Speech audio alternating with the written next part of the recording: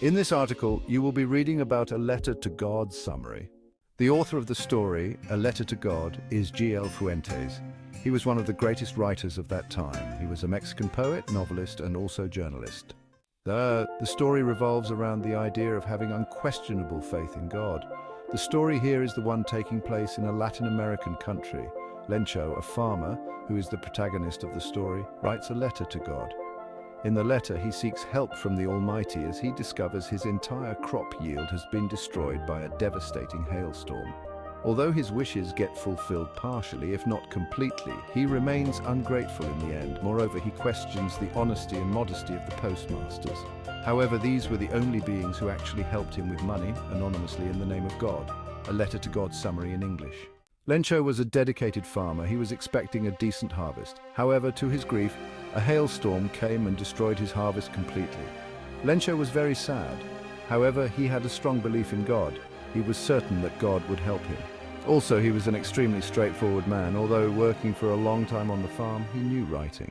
Thus, he composed a letter to God. In the letter, he asked God to send him 100 pesos. At that point, he went to the post office and put his letter into the post box.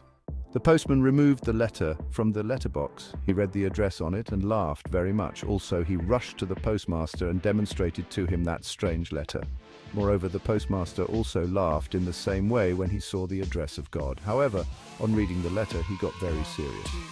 He lauded this man who had unquestioned faith in God and decided to help him in terms of money. He asked the employees of the post office to give charity.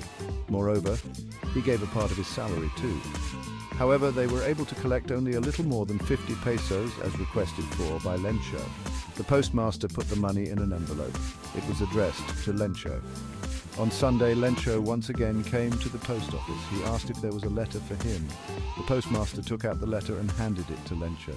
Lencho was not surprised after seeing the money, but when he counted the money, he became angry on God.